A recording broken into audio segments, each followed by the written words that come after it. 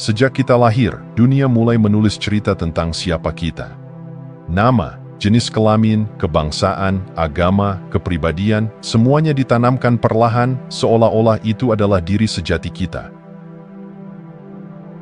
Kita belajar mengenali diri melalui cermin fisik dan psikologis, tubuh kita, pikiran kita, emosi kita.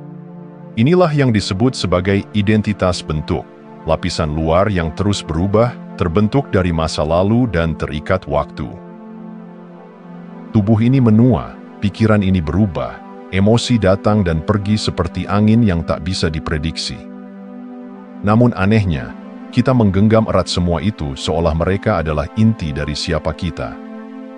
Kita memperjuangkan opini, membela perasaan, dan merawat citra karena kita percaya bahwa tanpa semua itu, aku akan lenyap. Tapi benarkah itu? Di balik lapisan-lapisan bentuk itu, tersembunyi sesuatu yang tidak pernah lahir dan tidak pernah mati.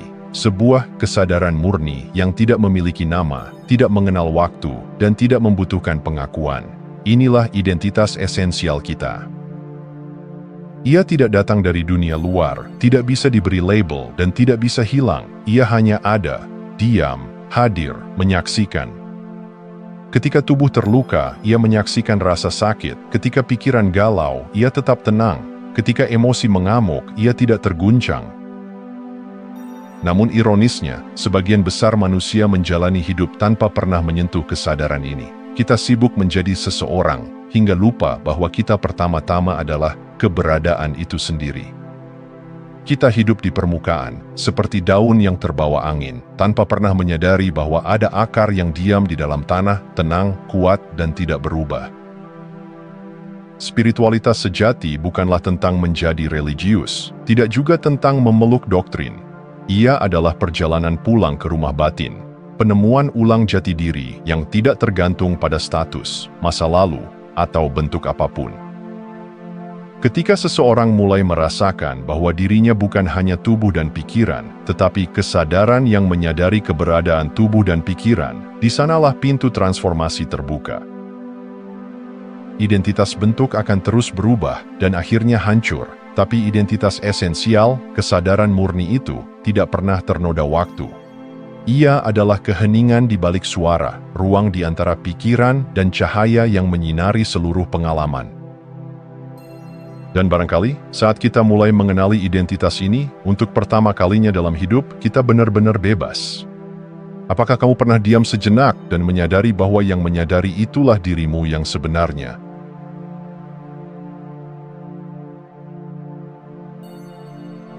Setiap kali kita mengatakan saya, kita jarang bertanya, siapa sebenarnya yang sedang berbicara?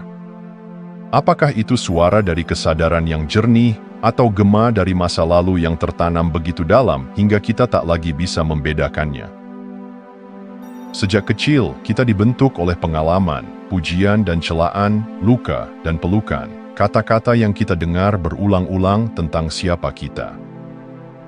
Secara perlahan, sebuah konstruksi mental pun lahir, yaitu ego. Ia bukan sesuatu yang jahat, bukan pula musuh. Ia adalah mekanisme bertahan hidup yang belajar mengenali pola, menciptakan identitas, dan mencari rasa aman di dunia yang berubah-ubah. Namun, ego punya satu kelemahan. Ia hidup dari masa lalu.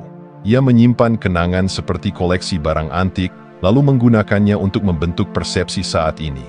Ia berkata, "Aku orang yang mudah marah karena dulu sering disakiti," atau "Aku tidak cukup baik karena dulu selalu dibandingkan."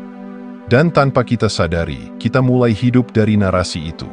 Kita menjadi karakter dalam cerita lama yang ditulis oleh rasa takut, trauma, dan kebutuhan untuk diakui. Pikiran, sekutu utama ego, akan mengulang-ulang cerita itu, menciptakan pola pikir tetap yang membuat dunia terasa sempit dan penuh ancaman. Kita mulai melihat hidup melalui lensa interpretasi, bukan kenyataan. Orang lain bukan lagi manusia utuh, melainkan cermin dari ketakutan dan ekspektasi kita. Setiap senyuman bisa terasa mencurigakan, setiap kritik bisa terasa sebagai serangan pribadi. Inilah permainan halus yang dilakukan ego. Ia menyamar sebagai diri. Ketika emosi muncul, kita berkata, "Aku marah," bukan "ada kemarahan yang sedang muncul." Ketika pikiran berkecamuk, kita berkata, "Aku kacau," bukan pikiran sedang tidak tenang. Padahal, antara aku dan pikiran itu ada jarak. Jarak yang hanya bisa terlihat jika kita cukup hadir. Ketika kita tak menyadari permainan ini, kita terjebak dalam dunia internal yang penuh kabut, persepsi yang menipu, emosi yang membutakan, dan keyakinan yang tak pernah kita pilih secara sadar. Kita mengira sedang menjalani hidup, padahal hanya sedang mengulang-ulang pola lama dengan wajah baru.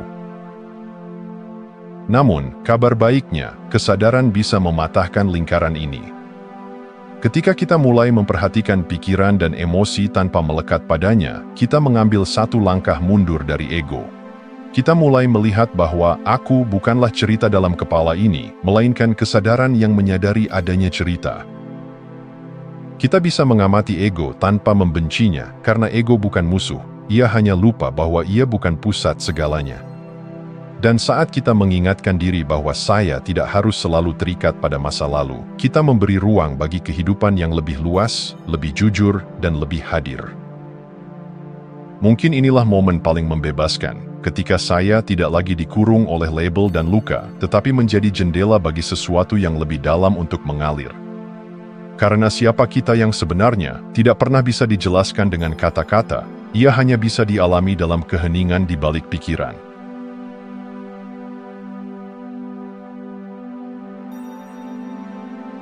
Kita tumbuh dengan keyakinan bahwa hidup ini, jika dijalani dengan benar, seharusnya membawa kebahagiaan. Kita diajarkan untuk mengejar kesuksesan, cinta, keamanan, sebagai pintu gerbang menuju rasa puas yang abadi. Namun, mengapa kebahagiaan itu selalu terasa seperti bayangan yang menjauh setiap kali kita mendekat? Buddha menyebutnya dukkha, sebuah istilah yang sering diterjemahkan sebagai penderitaan, namun lebih tepatnya berarti ketidakpuasan yang melekat pada hidup ini. Dukkha bukan berarti hidup selalu menyakitkan, melainkan bahwa di balik setiap kenikmatan tersembunyi benih kehilangan. Bahkan dalam momen-momen yang kita anggap paling membahagiakan, ada sesuatu yang diam-diam berbisik. Ini pun akan berlalu. Kita jarang menyadari betapa dalamnya duka meresap dalam pengalaman sehari-hari. Bukan hanya duka karena tragedi besar atau kehilangan yang mencolok, tapi duka yang halus, rasa kosong setelah pencapaian, kekecewaan kecil yang datang setelah harapan, kegelisahan saat momen indah berakhir terlalu cepat. Duka bukanlah gangguan sesekali, ia adalah bagian dari struktur kehidupan itu sendiri. Ia muncul karena kita menggenggam sesuatu yang tidak bisa digenggam selamanya. Sumber kebahagiaan yang kita kejar, hubungan, pencapaian, bahkan tubuh kita sendiri, semua berada dalam arus perubahan yang tidak bisa dihentikan. Saat kita jatuh cinta, kita ingin cinta itu tetap seperti saat pertama bertemu. Saat kita sukses, kita ingin pengakuan itu bertahan selamanya. Namun dunia tidak bekerja seperti itu, dan semakin kita melekat, semakin dalam luka yang kita rasakan saat semua itu berubah, retak, atau menghilang. Duka juga tumbuh dari kelekatan kita pada citra diri. Kita ingin dianggap penting, berhasil, dicintai. Tapi dunia tidak selalu menepati janji-janji itu.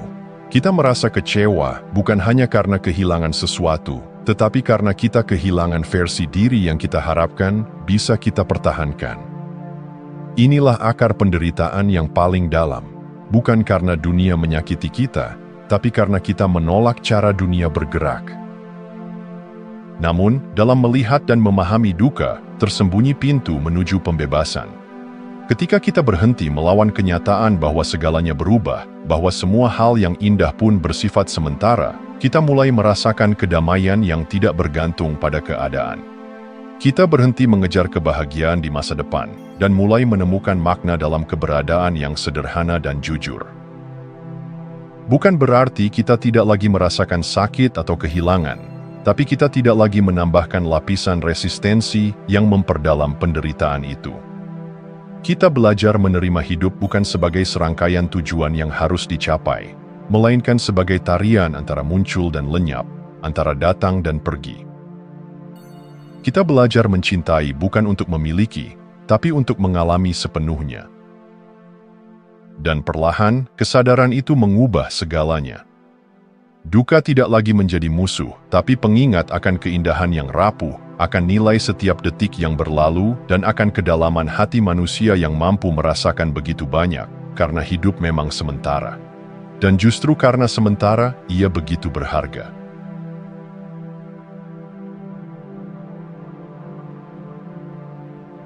Sejak kecil kita diarahkan untuk menuju nilai bagus, menuju sekolah favorit, menuju karier mapan, menuju pasangan hidup, menuju rumah impian.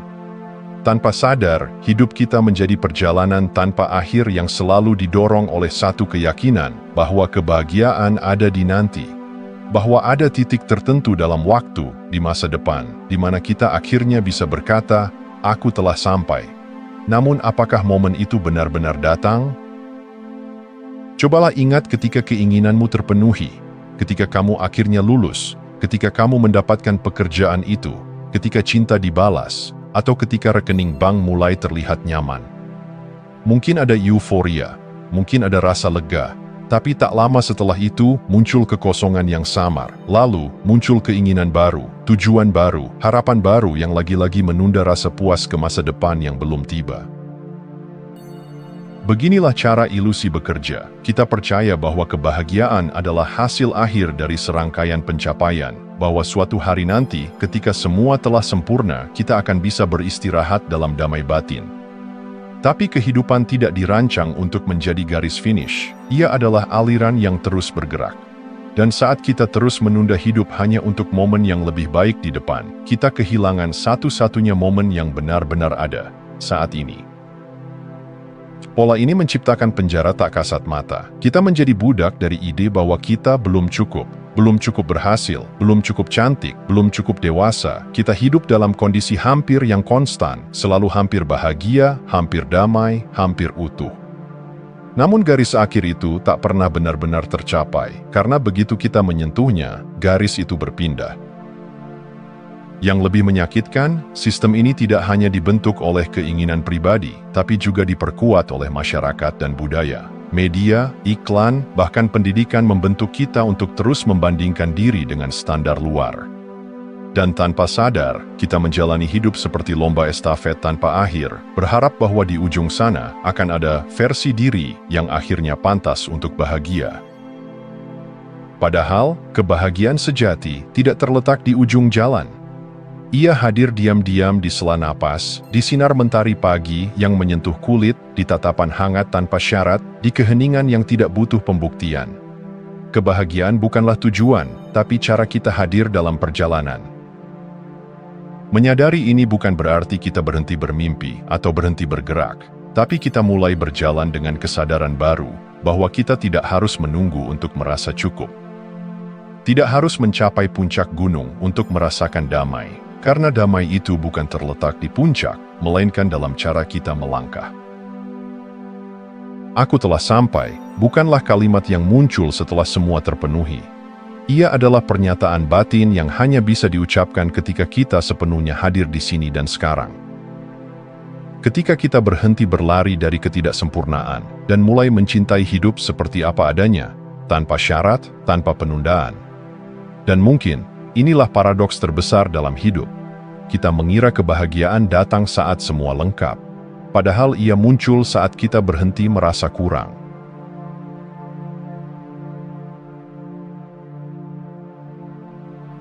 Ada bentuk penantian yang tidak terlihat. Ia tidak selalu menampakkan diri sebagai seseorang yang duduk menatap jam, menghitung detik. Justru seringkali, penantian itu menyamar dalam kehidupan sehari-hari. Dalam pekerjaan yang dijalani hanya sebagai jembatan menuju promosi, dalam hubungan yang dijalani dengan harapan suatu hari akan berubah, dalam aktivitas spiritual yang diam-diam hanya dijadikan kendaraan untuk nanti tercerahkan, kita menunggu tanpa menyadarinya. Inilah wajah halus dari ego. Ia bersembunyi dalam penundaan batin terhadap saat ini. Dalam lubuk terdalam, ego tidak pernah puas. Ia selalu menginginkan sesuatu yang lebih baik, lebih indah, lebih besar. Dan karena itu, ia terus menggeser pusat hidup kita dari di sini ke nanti. Ego hidup dari ketidakpuasan. Ia tumbuh subur di tanah harapan masa depan.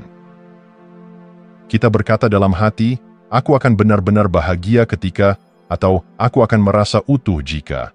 Pernyataan-pernyataan itu tampak tidak berbahaya, bahkan terkadang terdengar seperti motivasi. Namun, di baliknya tersembunyi satu pesan laten, bahwa saat ini belum cukup, bahwa kita belum cukup, bahwa hidup ini harus ditunda hingga suatu kondisi sempurna tercapai. Tanpa sadar, kita menjadikan momen ini sebagai batu loncatan, bukan sebagai tempat tinggal. Kita berjalan sambil menahan napas, menunggu sesuatu terjadi. Dan penantian itu bisa halus sekali, tidak hanya menunggu keberhasilan besar, tapi juga hal kecil, menunggu balasan pesan, menunggu suasana hati membaik, menunggu akhir pekan, menunggu inspirasi. Ego senang menaruh hidup di ujung waktu, karena selama itu, ia tetap menjadi pusat narasi, pahlawan yang belum tiba di klimaks cerita. Tapi apa yang terjadi ketika kita terus hidup dalam mode menunggu? Kita kehilangan keajaiban yang selalu tersembunyi di balik kesederhanaan saat ini. Kita tidak benar-benar melihat warna langit, tidak mendengar kedalaman suara orang tercinta, tidak merasakan betapa luar biasanya tubuh yang masih bernapas ini. Karena kita secara batin berkata, ini belum cukup baik. Kesadaran menunggu membuat kita menjadi tahanan dari sesuatu yang belum tentu datang. Ia mencuri hadirnya hidup. Padahal, semua yang benar-benar bermakna hanya bisa terjadi di sini, di titik ini, di saat ini. Kebebasan tidak datang karena sesuatu di luar diri berubah. Ia muncul ketika kita menyadari permainan ini dan dengan lembut meletakkan beban penantian itu. Saat kita sadar sedang menunggu, saat itulah celah terbuka. Kita bisa memilih untuk hadir. Tidak harus berarti pasrah atau menyerah pada keadaan, tapi hadir sepenuhnya dalam proses. Tidak lagi mengarahkan semua perhatian pada hasil, tapi menghargai setiap langkah, setiap napas, setiap momen sebagai tempat yang layak untuk ditinggali. Momen ini, walau tidak sempurna, adalah tempat di mana keajaiban benar-benar bisa terjadi. Nanti, hanyalah konsep. Sekarang adalah kenyataan. Dan saat kita berhenti menunggu, kita tidak hanya mulai hidup, kita menjadi hidup itu sendiri. Terima kasih sudah menonton. Jangan lupa like, komen, dan subscribe untuk dukung channel ini terus berkembang. Sampai jumpa di video selanjutnya.